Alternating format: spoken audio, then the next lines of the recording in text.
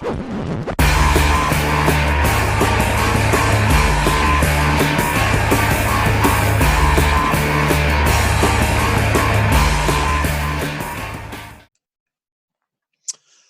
this is Ian Williams from CX Club. I hope you're all doing well during this rather strange COVID-19 lockdown situation that we find ourselves in. I'm joined today by my good friend and esteemed colleague, Steve Sullivan, who's down in Portsmouth. How are you doing, Steve? All right, but I'm in Bournemouth, not Portsmouth. Oh, God, that shows how well. That didn't go particularly well, did it? No, sorry. No, He's that'd in be a non-essential Bournemouth. trip if I'd gone to Portsmouth. Yeah, he likes to spend a lot of his social time down in Portsmouth with the sailors, but that's a different story. No, sorry, I do apologise. Yeah, he's down in Bournemouth. Gordon Bennett, that's a bit rubbish. So how are you doing during this rather odd COVID-19 time? Yeah, all right. Trying to, extract the positives out of a challenging experience. But look, yeah. I've got a bit of near sunshine. It looks like you've got a bit of near sunshine in your shed. I can see that. It's nice. Yeah, that's nice. Yeah. Well, hopefully that means I'm in Oxford, so I'm almost due north. So hopefully we'll start having some good weather coming in our direction soon. So good signs to come. Okay, so what I wanted to do today is talk about profile and segmentation. But before we do that, I wanted to, for anybody who doesn't know Steve, I wanted to talk about Steve and his business. Steve has a business called Channel Doctors. I just wanted to give you an opportunity to let everybody know a little bit about you and what you do, Steve. Okay, thanks, Ian. So Channel Doctors is me and an assorted group of associates and colleagues. And what we do is really looking at the whole sphere of customer engagement, customer experience, usually with that mediated remote contact, which normally means a contact centre. So I've been doing that for a long time, probably 20 years. And what we do is, I think, changed as time's gone by, because contact centres used to be possibly financially quite important to an organisation, but organisationally remote, they did things a long way away. Nowadays, the contact centre tends to be much more embedded in the core of the business. So all your digital self-serve journeys that don't work tend to drop in somewhere. That's often a contact centre. All those attempts to be multi, if not truly omni-channel in how you communicate with your customers and allow them to communicate with you, creates contact centre challenges, increased complexity, increased cognitive load for the agents. People have got a very difficult job on. But still, massive opportunities for the brand to create moments of truth and actually demonstrate the reality of what their brand values are to the base, and often in times of stress and anxiety.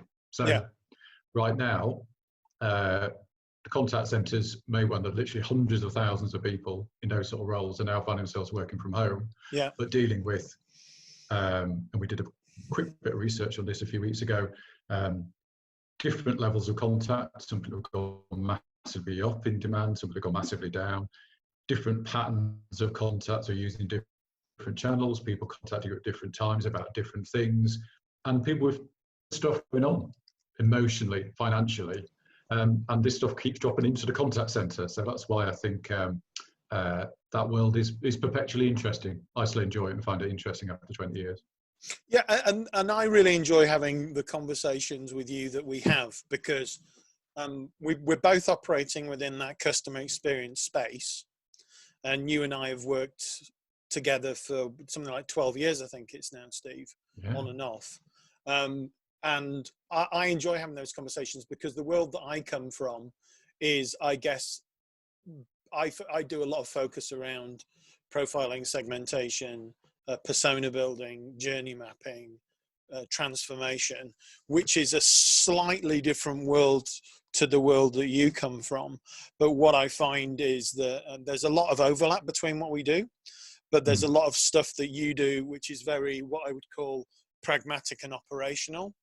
And one of the things that lets my side of the world down sometimes is when the CX kind of stuff that I do strategically isn't done well enough, and there's a gap between the kind of things that I talk about and the kind of things that you experience on a day-to-day basis. So the inability to operationalize some of the strategic stuff that goes on, which is why I find it really useful to have that conversation with you, because you always remind me of the importance of being able to operationalize what's done at a strategic level, so to speak.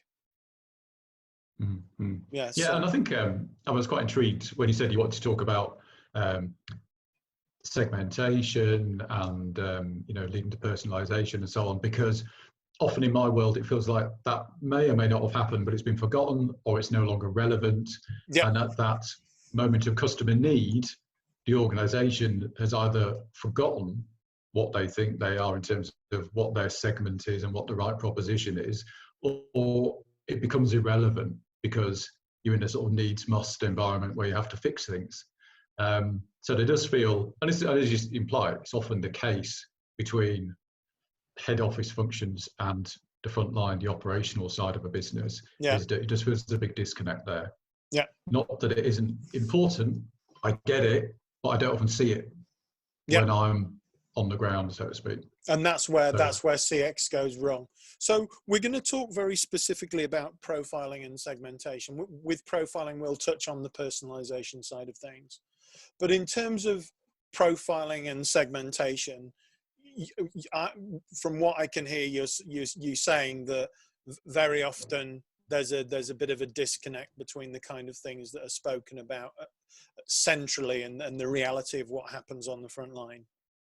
Yeah, I think so. And I think the danger is, if you look at something that it should, I guess, is quite sophisticated and employs a lot of data and analysis to arrive at its conclusions in order to profile and segment. In a real-time live environment, often that has to be so simplified in terms of how it's presented itself to an agent that it becomes a bit meaningless or a bit trite.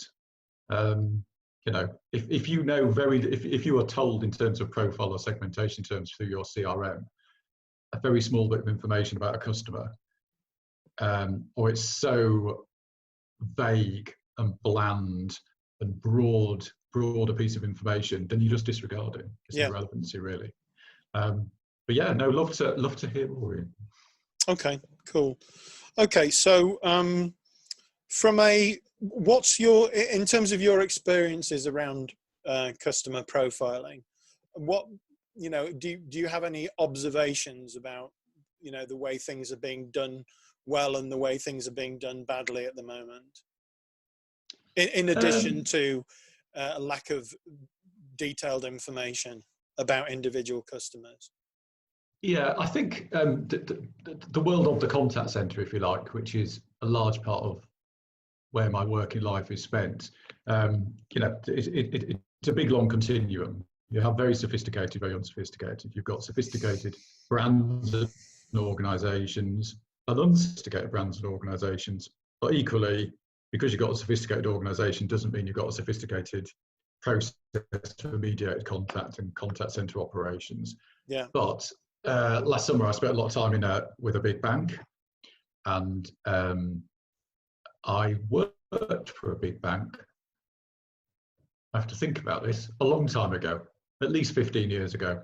And the sophistication of how any kind of profile information is surfaced in the contact center has not changed one iota. Or what I mean is, most bank customers don't seem to have travel insurance with their bank, but you could offer it to them. Yeah. So when you're ringing up about your mortgage arrears, would you like some travel insurance? For all I know, and I don't ring my bank very often, but people have been ringing in about mortgage holidays over the last 2 or 3 months. I've been asked, have you got travel insurance? Even though you can't leave the house. It's very unsophisticated. It's a very simplistic trigger. I guess it's based on product holdings, which again, and I'm not denigrating the work that financial service institutions do to try and really build a customer experience mindset and capability, but it's quite reductionist. And when it comes down to your rare opportunity to talk to a customer, you do tend to get CRMs going, they haven't got travel insurance. Has he got a dog? You might want pet insurance. Yeah. So, you know, that is a very unsophisticated way of doing things. You might argue potentially it works. I'm not sure it does, but perhaps somebody somewhere thinks it works. There are more sophisticated examples, but I think the bulk of the use of profile information is still at about that level. Yeah. Okay. Cool. Well, certainly from my experience, one of the big challenges, first of all, with customer profiling is you talk about sophisticated industries that have a lack of information, and you talk about very unsophisticated industries that can have a lot of information, and that's this enormous continuum, and most organizations will sit somewhere on that line. Certainly from my experience, what a lot of organizations have challenges with is how to take disparate pots of information that they have across their organization and use some kind of algorithm to pull those various data sources to have an accurate central customer view. So that's the first thing. How do we pull the information in from lots of different places?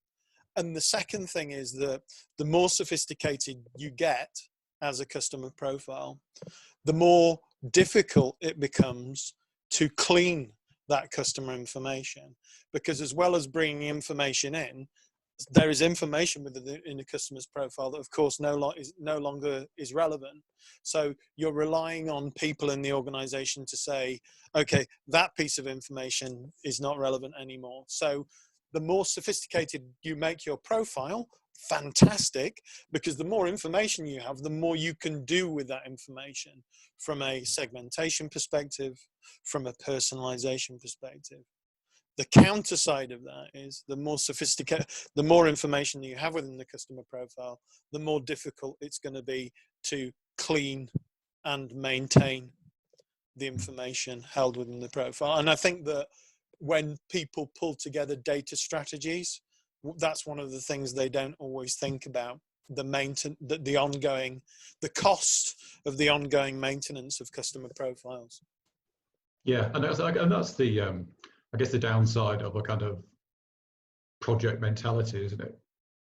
Spin up a project, see what your benefits are, get it done, job done, wipe your hands, walk away. I mean, I know I've got a kind of sideline in compliance for customer people, pragmatic compliance. And one of the things that came out of GDPR was a focus on data minimization. Don't hold more data than you need about people. Yeah, absolutely. And, you know, and I think that's I mean, it's a difficult question to answer. What do you need? Without answering what we might make use of in the future, but never have yet sort of scenario. And I think that's sorry to jump in there, Steve. I think that's a really important part, not only from a GDPR perspective, but when you're building these profiles, I've come across a lot of organizations where I say, which data streams do you want to pull into the profiling exercise? And they basically say, well, everything. And I go, why do you want everything? Well, you never know what we might need it for in the future. And I think that's a very unsophisticated model. Not only could that land you in deep water from a GDPR perspective, but also you're building, you're hanging a rope to hang yourself with, almost with, you know what I mean? Because the more complex the data, if you don't know what you're going to use that data for, don't put it in. You should really have an understanding as to, okay, if we're going to build the data, for what purpose are we building this data for? Once we have this really accurate database, what are the different purposes that we are going to be putting that data to? So often when organizations are building CRM systems and they're pulling their data in, that's exactly the challenge that I give to them as well, which is, first of all, understand what your organization is going to do with this data.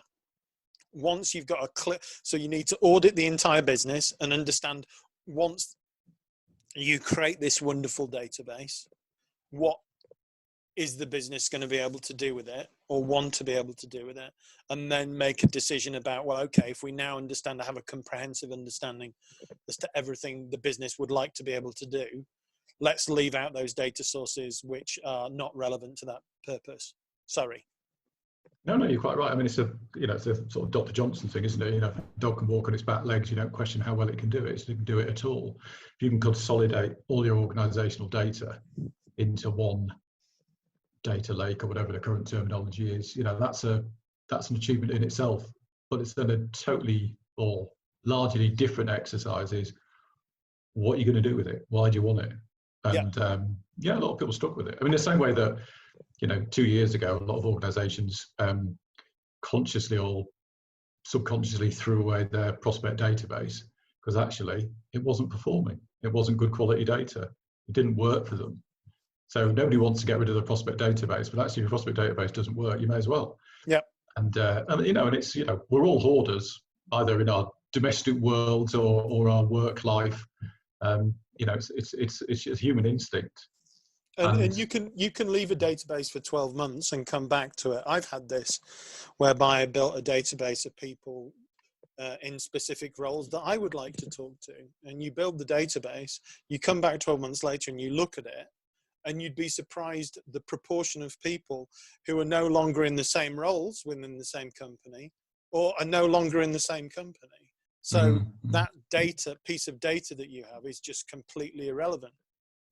Yeah, and it becomes an impediment. It stops you doing the right thing because you're so focused on the fact that you've got a data source. Yeah. And the example that you gave of the bank that you work for, and I think you and I worked for the same bank, but not exactly at the same time. I think I worked for the same bank as you. I think our paths didn't cross. I think we missed each other by about 6 months or something. Yeah, there wasn't much in it, was there? Yeah. There wasn't much in it, no. But the bank that you worked for, you talked about this unsophisticated view of, oh, have they got travel insurance? Have they got pet insurance? That comes onto the subject of segmentation.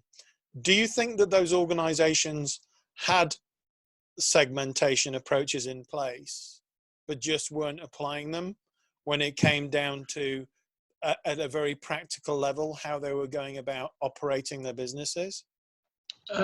I think they did. I think there is a tendency, there's probably a term for it, which is, I mean, for instance, nearly every organisation is it true, and for most of them it's recognised at some level that it's a lot cheaper to retain a customer than it is acquire one. Yeah, you know, that's a it's a valid cliche. But most organisations do not reward and incentivise people for doing a great job of retaining customers. Yeah, they reward and incentivise acquisition of number acquisition. So I mean, they stopped doing it now, I think. But you know, when Sky was constantly trying to get to 10 million customers, and lots of those, you know, big network players like the broadband providers, there was a much bigger focus on pouring stuff in at the top than stopping it disappearing out the bottom.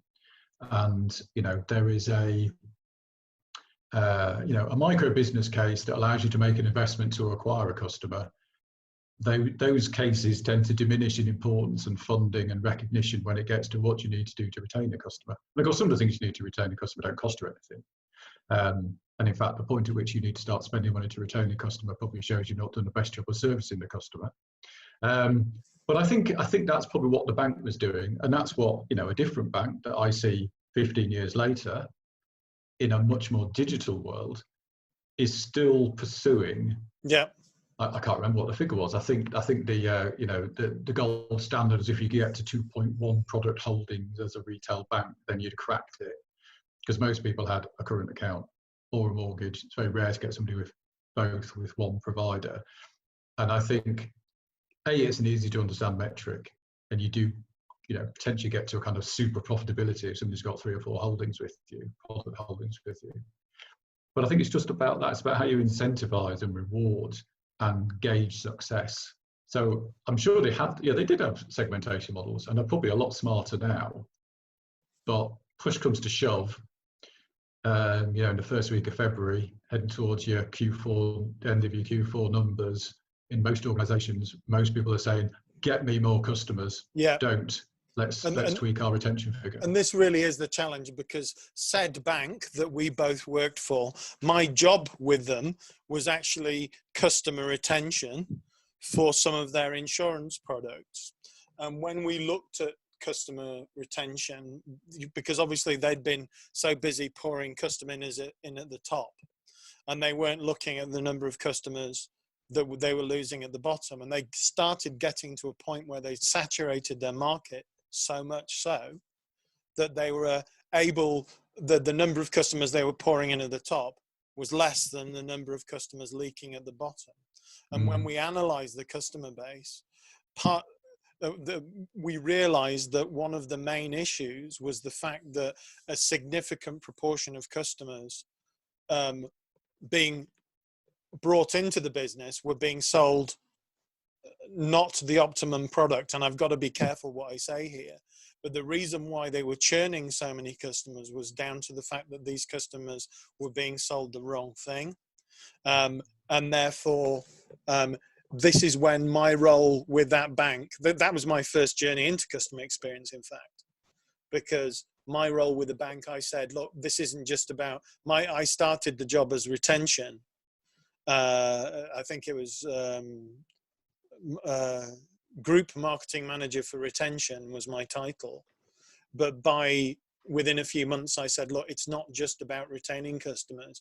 If you want to improve retention, you've got to sell them the right product. And that's at a different stage in the customer's journey. And all of a sudden I started talking about customer journeys, and that's where my role evolved from being that of retention into that of customer experience. But it's interesting what you say, because I think the reality of what happens at a functional level, we talk about banks selling customers the wrong products, but this was pre-financial services crisis.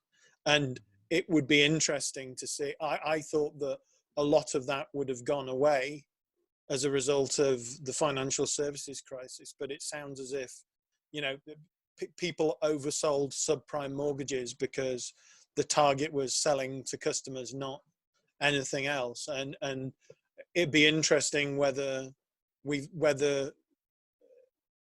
actually learned from our mistakes. I don't know whether we have or not. And another thing, which is a tangent we shouldn't go down, but it just occurs to me, is of course most brands in most situations exaggerate the sense of the customer's identity with them. So yeah, we had a query on car insurance, and I had to do what I do every time when I try and contact my car insurer, which is go into my phone, which is my own little personal database, to find out who insures my car, because I haven't got a clue. Yeah. And it generally changes on average every 2 years. But I've got no sense of identity, no sense of loyalty. The brand means nothing to me. I bought it because it seemed cheap at the time. And it's unfortunate, and that would be a great segmentation exercise, is how much does this customer care about you? Yeah, exactly. How aware of you are they? And I think that's because a lot of organizations get segmentation wrong. But I think it's a good point to jump in now and just mention why we're talking about profiling and segmentation. And the reason why I was so keen to bring this up as a subject is that within the customer experience world, I think a lot of organizations are being let down. And what I mean by that is that you see a lot of conversations about persona building, okay, where the organization either by themselves or they bring in a consultant and they do a persona building exercise where they build customer personas. And these are the type of personas that we believe do business with us. And then the next thing they might do is they might say, okay, well, we believe there are 6 main personas. So we'll do a journey mapping exercise and we'll look at the journeys for each of these different personas. Sometimes you might still end up with only one journey. You might have 7 personas, but one journey map for 7 personas. For me, that doesn't make any sense. You got 7 personas, you need 7 journey maps, because each persona is going to want to have a slightly different journey. But in terms of personas and then journeys, and then during the journey mapping exercise, you identify your pain points and your moments of truth and your commercial opportunities to upsell and cross-sell and your wow moments. And then on the back of that, you might do some kind of transformation exercise to change the business. That's all well and good. But the challenge that I believe we have, and this is one of the weaknesses of customer experience, not all customer experience, but badly practiced customer experience, if I might say so, is that there's no connection between the individual customer that we've spoken about during the profiling exercise and what happens during the segmentation and persona building exercise. Because the question I always ask is, if you've built these personas, right? Great, fantastic. You might have, I call it the myth of ethnographic and psychographic segmentation, where people say we need to get inside the head of the customer, we need to understand how they think. But if you go through a theoretical exercise of let's get inside the head of the customer, the challenge that we have is if you acquire a new customer that comes through the door, okay, and the only information that you have about that customer is transactional or interactional, how do you make a decision about which persona that new customer belongs to? Can I come back to that? This is sorry, that was a kind of a rhetorical question, but you can't. You can't. But just on that, so but where I was trying to use that ethnographic approach to understand, you know, what's going on inside somebody's head, what the emotional drivers are. How would a brand try and do that? What data points would they think would give them that? Okay, so the approach that we've used in the past is to do something completely different, which is to say, let's not use psychographics and ethnographics are all well and good. But why were psychographics introduced in the first place? If we go back to the 1970s, right?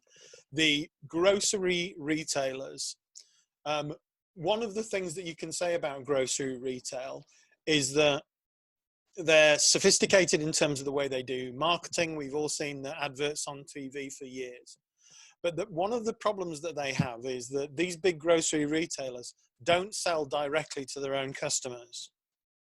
They sell, sorry, I'm talking rubbish. The FMCG companies don't sell directly to their own customers.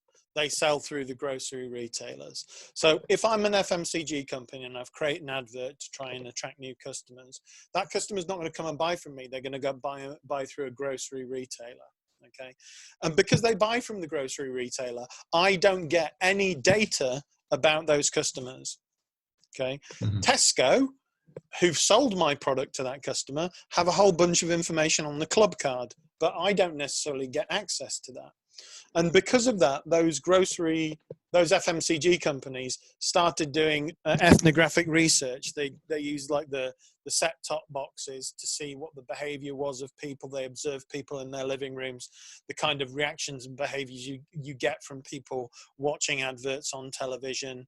And then that was married up with Acorn and Mosaic data, third-party data sources, in order to try and get inside the head of the customer and understand how they think, because you don't have the transactional, interactional data available to them. In an ideal world, those companies, those FMCG companies, would want that transactional and interactional data. They would rather be a lot more pragmatic and understand how those customers behave. So the whole... Rather be Nespresso than Nescafe. Yeah, exactly. So the whole point of when we talk about ethnographics and psychographics, I think we'd like to present ourselves as being a little bit deeper than we actually are, because I would rather have behavioral transactional information about customers than I would try and do guesswork about the way in which the customer's mind is working. So the way that I do the exercise, or Jericho's done the exercise, is we do the profile and we make sure the profiles are accurate. Great. Have the profiles got the right information in? The next exercise we do is behavioral segmentation, not ethnographics, not psychographics, behavioral, which is asking the question, why is the customer doing business with you? So if we look at retail, somebody goes in a shop, are they doing, if they go into Sainsbury's, for example, are they doing once a month big shop where they spend £400 and they have a trolley that's packed to the rafters? Or are they going in there once a day to pick up their sandwiches at lunchtime? Or do they go in, 2 or 3 times a week just to pick up the needs that they have? So you're going to have different types of shopping with you, and each of those different people are going to need different things. The person who comes in once a month and piles their trolley high, they might need a bigger trolley, or they might need assistance in store. They might need help packing their bags at the till. There's lots of things that individual, they might need help with their shopping out to their car. There's lots of things that individual might need, whereas somebody who comes in and buys a sandwich at lunchtime, and they do that every day of the week, or they do that 5 days a week, they're not going to need help packing their car. So each different group of customers has different needs, and you need to understand that. And from the transactional data that you can get from those customers, hopefully you can start making a decision to say, okay, well, this customer needs this kind of treatment, this customer needs this kind of treatment. So you theorize the reasons why the customer is doing business with you. That's the first exercise. Then what we've done, and we've done this quite a lot with airlines over the last 4 years, is we take the transactional data and we throw it into machine learning, used unsupervised clustering, to try and see what clusters come out naturally from the machine learning exercise. Then the third step, and that's what an unsupervised clustering just means. Let the analytics do their thing. You're not imposing any guide or imposition. It's just, what does the data tell us? What we try to do sometimes, though, is that there may be some data that if you threw it into the algorithm would skew the results and wouldn't give you a behavioral output. So although it's an unsupervised clustering exercise, you might consciously choose to leave specific data sets out if they're not relevant to a behavioral segmentation model. But that's another conversation for another day. And then after you've theorized this, first of all, theorize the segments. Second of all, done the clustering. Third, you try and match the theorized segments to the clusters. Okay. And we've done this very successfully, whereby you look at your entire customer base and you're able to say there are 6 or 7 reasons why customers do business with us. There are 6 or 7 segments. Okay. The problem is with that is that's all data driven. So there's no emotional information. And that's where the weakness of that model is compared to psychographics and ethnographics. Okay. But what we do is we evolve those segments that we know exist. They're not theoretical, they're actual, because we found those segments in the data. We evolve them into personas. So we build a layer of emotional information around those segments in order to get inside the head of the customer. And the example I always give comes from the airline sector. One of the segments that a lot of airlines have is called commuters, business commuters. These are people who fly on a Monday morning to their job. They stay away from home all week, and then they fly home on a Friday night. Okay. Now these people fly to and from the same destination. They fly 40 times a week. They fly on a Monday, they fly back on a Friday. They never check their luggage in, and they usually travel by themselves. If somebody has that pattern of behavior, they're a commuter. They belong to that segment. Okay. So we're able to identify that pattern of behavior through behavioral segmentation. But the next stage, which is persona building, I'm sorry for going on here, Steve, but you did ask the question, so I have to answer it. The next stage is, okay, we don't understand enough about these people emotionally. So we go through an exercise of persona building, looking at the segments and saying, okay, at different stages of their journey, what are these people thinking and feeling? We realize that on a Friday night when they're flying home, yeah, although they belong to the segment business commuter, on a Friday night, they're not a business person anymore. They're a husband, a wife, a girlfriend, a boyfriend, a mother, a father. So don't try and sell them Wi-Fi access. Maybe try and sell them a teddy bear or a bottle of champagne or some chocolates. Because the most important thing on a Monday morning is to get to work quickly. The most important thing on a Friday night is to get back to their loved ones who they haven't seen all week. So it's getting into the mind of the customer, but only with the relevancy of the reason why they're doing business with you. Don't try and understand, whether they like to wear Lycra shorts. Try and understand, why are they doing business with us? And therefore, what emotional drivers do we need to appreciate in terms of their relationship with us? Not their relationship with the world, just their relationship with us. So then we develop these personas, and then we take the personas into journey mapping, and then through the journey mapping, we identify the issues and opportunities, and then the issues and opportunities turn into a transformation program. But this is kind of the elephant in the room in the customer experience space, which is, I've spoken to so many organizations that say, oh, we went through a persona building exercise, but nothing happened with this, which is the example. You said at the beginning that the central functions will go through this segmentation exercise, but it never hits you on the front line, and you never get to see it. You hear about it, but you never get to see it. And the reason why nobody ever gets to see it on the front line is most of these organizations that do these persona building exercise have no way of being able to say, when a new customer comes through the door, what data do we have about that customer, and how can we use that data to be able to make a decision about which customer segment that customer belongs to? Because only once we understand which segment do they belong to, are we able to apply a relevant treatment strategy. And that's why your people in the contact center, they don't have relevant segment information, because the data pertaining to that customer has not been used to build a segment, to build a persona, to build a treatment strategy. Yeah, and I think there's two things there, isn't there? One is the perpetually elusive single view of the customer, which actually I was going to say, most of these things change their name every 2 or 3 years when people fail to achieve them. Actually, I think the single view is probably fairly consistently still applied. Very, very hard to achieve, and some organizations might be on the cusp of, and that single view might be, I might achieve an operational contact single view, but it's not broad enough to see, what marketing offers, what propositions, what contacts that aren't mediated have they received. So I've got a partial single view. Or again, kind of in the operational world, you achieve a single view, but then for very good reasons, because generally you're catching up with consumer behavior, you go, actually, we need to stop broadcasting on social and actually allow customer service on social. Well, you can spin that up relatively easily and quickly, but you're going to really struggle to embed it into your single view.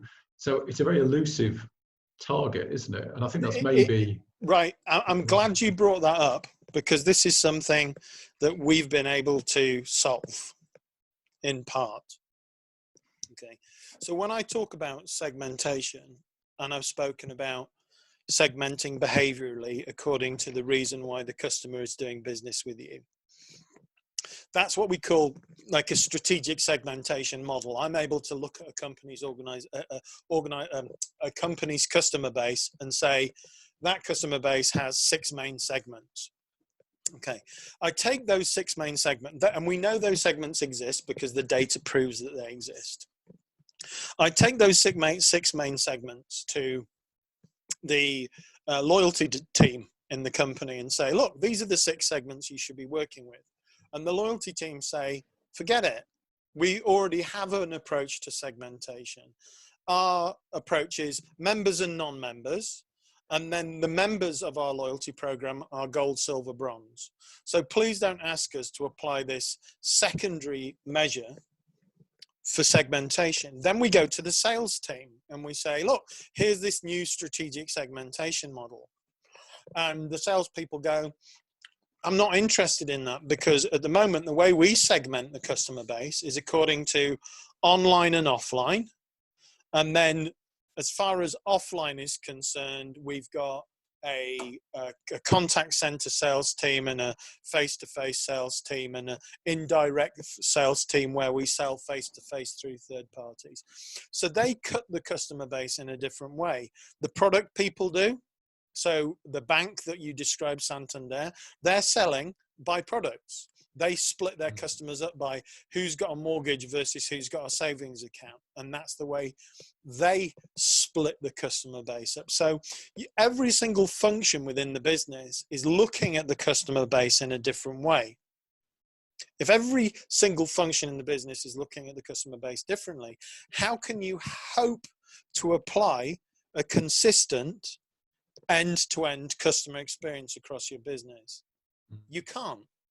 So this is where when we work with the airlines, what we did is we said, look, I understand the way that you segment today, right? And we don't want to stop you from segmenting that way because it's the way you've always worked. But do you acknowledge and recognize that these strategic segments exist? And they go, oh yeah, we acknowledge they exist. We acknowledge that 20% of our customer base is business commuters, for example. What I then say is, well, what we then need to do is take that, rather than looking at the entire customer base and breaking it down into members, non-members, gold, silver, bronze. What we need to do is look at that strategic segment of business commuters and break that down by members and non-members, gold, silver, bronze. Right. So what we talk about is using the functional segmentation approach and the strategic segmentation approach alongside each other, because by doing that, you get each of the functions to accept this strategic segmentation model, but they can continue doing things the way that they've always done them. And it's the acceptance of that strategic segmentation model, which is the only way I have found of being able to create a single customer view across the organization. And that's interesting, isn't it? Because I suppose I was talking to somebody who was far too young to know what I was talking about. And they were talking about customer experience and saying, and you know, you can't argue with this, that to get a real, almost doesn't matter what you do as a result, but to get a genuine kind of organizational, emotional buy-in to the concept that customer experience is important, and you need to improve your customer experience instantly, not the way you want to improve it, but the way the customers want to improve it. Yeah. It is vitally important. To do that, you have to get the board on board. And I'd sort of say, well, ideally you do, and there must be some research, you know, it must massively increase your chances of achieving it. But sometimes the board says it but doesn't really mean it, or the board doesn't say it, but it's still worth trying to achieve. And I think that sort of degree of pragmatism that allows people to get on with their day job, but informed by that additional strategic level of insight, really makes sense, because that seems doable. Whereas I think getting the whole organization to buy into a segmentation exercise, heart and soul, is probably a bit like, and this is what I was talking to the person who's too young to know what I was talking about, saying in 1995, you know, the CEO might say, we're going to be a total quality organization. Yeah, I remember that. And that, you know, and that would, you know, definitely achieve some benefits, and it wouldn't achieve lots of other things.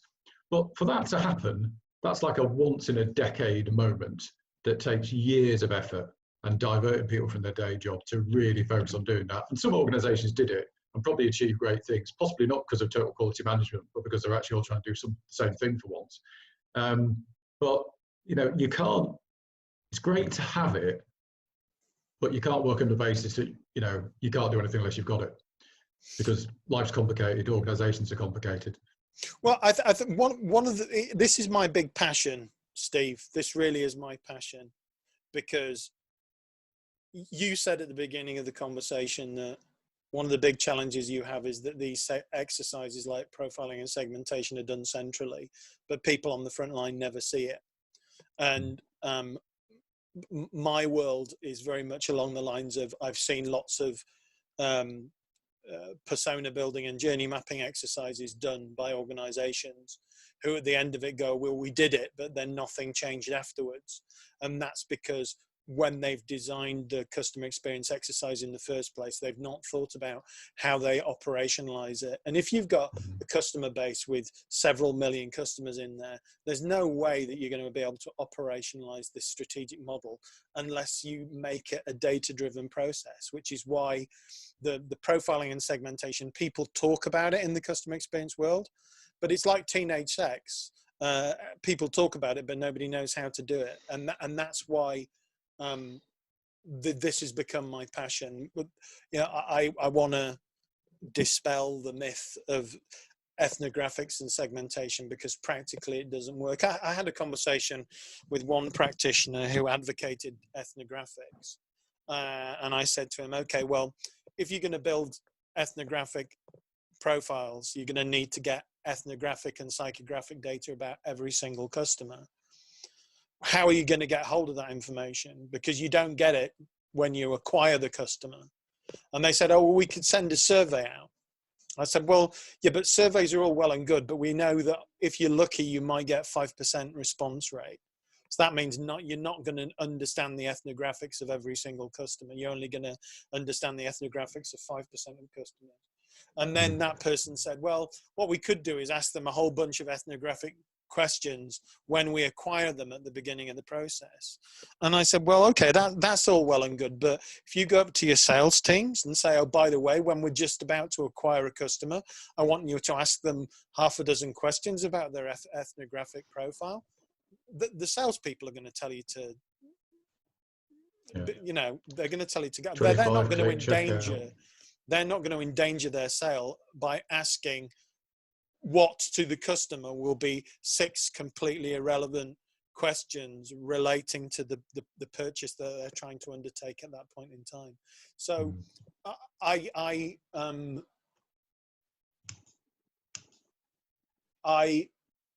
I'm not saying ethnographics is rubbish. What I'm saying is that I think for the majority of organizations, behavioral segmentation, which is using transactional interactional data that you then build your behavioral segments from, and then evolve those behavioral segments into personas by adding that emotional information about customers, is a far more accurate way of getting inside a customer's head than trying to do ethnographic segmentation. And I suppose you do have some segmentation exercises which create a rear view mirror for the organization, a bit like in the contact center world, going about 10 or more years ago, people spent an awful lot of money on speech analytics tools. But in most cases, and they've now re-emerged on the back of machine learning and real-time capabilities, but historically, it was a great but very expensive way of telling you what had already happened. And that isn't without value, because a lot of times organizations don't know what happened. But a lot of time, e-commerce retailers will be able to say, see, it was because of all that snow in January that we had dissatisfaction increased in contact. It's useful, but it doesn't help you real time. Well, those things were used in order to build predictive models, so that if you could look at your data after the event, that you might be able to build a predictive model that when you move into the future, if something happens, you'll be able to say, oh, look, we've seen this pattern of behavior before. And therefore, if it happens again, this is what's likely to happen. And this is how different types of customer are likely to react. But I think that a lot of organizations step outside of themselves. They think that they are more to the customer than they are. You say to me, you don't even know who your car insurance company is. That organization isn't relevant to you. So organizations, rather than trying to get inside the mind of the customer and say, let's try and understand who this person is, and let's try and be their friend and have a wonderful relationship with them, I think the most important thing is saying, why is that customer doing business with us? If we understand why they're doing business with us, and we can optimize that aspect of their life, the only aspect of their life we're really trying to focus on is the reason why they're doing business with. If you can get that right, then maybe we can look at other aspects of their life afterwards. But I think people try and build this really strong emotional bond with customers. But I'm not saying that some organizations don't get that right. There are some organizations that have a really strong emotional bond with their customers. Great, wonderful. But for 95% of organizations, I think most of them struggle just to get the basics right. So before you get deep inside the customer's mind, try and get the basics right. Try and understand why they're doing business with you, and try and be relevant to them. That's my opinion. I do have to apologize, Steve. I'm so passionate about this subject. I've spoken more on this in this conversation than you have.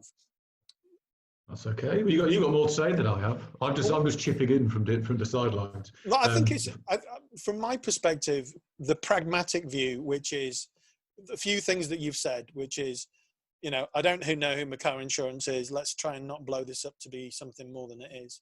And secondly, you also said about these head office exercises, which are done like segmentation, and nobody ever hears anything about it afterwards. Those things are really, really relevant. Because it's because it's if you're on the front line, it's not your data, it's not your insight, it's somebody else's data and somebody else's insight. And you know, if you get a trigger prompt in the middle of a very difficult dialogue of a dissatisfied customer saying, "We've got a cat, flog on pet insurance," you just disregard it. And we did a little bit of analysis on how often people in the bank, visited the bank more recently. There was a certain process you had to go through. If you got a trigger prompt on your CRM, you had to acknowledge it, and there was a way of going, "I've acknowledged it, now go away." So nobody was offering pet insurance, but if you're a fairly skilled agent, you know how to acknowledge the prompt, to behave in such to give the impression that you've done something as a result, that it had triggered an action on your behalf, but it hadn't. But people did that, of course, because they're incentivized to respond to the trigger, or if they didn't respond to the trigger, they'd be penalised. Yes. So, as is always the case, you know, you give me an incentive to do something, I'll probably do it. You give me a disincentive to avoid doing something, I'll probably avoid doing it. But the converse of that is, if with the approach that you and I have spoken about today, which is behavioural segmentation, if you had a prompt come up on the screen which told the agent the reason why the customer was doing business with you, you'd be able to have a more relevant conversation with that customer than, "Oh, would you like to buy cat insurance?" Do you know what I mean? And even better, if you then have those sort of feedback loops that, without turning your frontline people into data capture agents, they're allowed to, give a bit of perhaps some emotional behavioural insight back into the machine. There's no reason why those frontline people shouldn't be data capture agents, because when I do segmentation exercises and persona building exercises and customer journey mapping exercises, I don't have middle management and senior management in the room. I only have frontline staff in the room, because they're the people who understand the customers best. So absolutely, yeah. I don't let senior management into those sessions, because they're not close enough. That's really interesting, because that is almost rule 101 of when you do only do an operational audit of a contact center. Is you can have everybody around a big board table, and we all talk about what the issues are, what needs to be done, and what people feel, and what their motivations are, and what their pain points are. And then you go, "Thanks very much, I made a note of that, I'll probably now ignore it. Well, I'll find out what the real answer is." Exactly. Right. So where you go and sit with the agents and you do call listening and you find out what the real problems are. Yeah, exactly. Okay, Steve, it's good to hear. We got slightly different approaches, but we come back to the same place, that I think we're in violent agreement with each other. That, for once. Well, so wait a minute. Is it Bournemouth or Portsmouth you live in? Oh, wait, Southampton. No, it's called Southampton. Eastbourne. It's Eastbourne, isn't it? That's what that smell is. What, you can smell old people? Oh, right, okay. Yeah. Take care, mate. Look, it's lovely to chat with you. Thanks a lot for your time today. And I enjoyed it. Thank you for everybody online for joining us in CX Club, talking about profiling and segmentation. If you have any views on this, we'd welcome your feedback. Thank you very much. Cheers. Bye. Bye.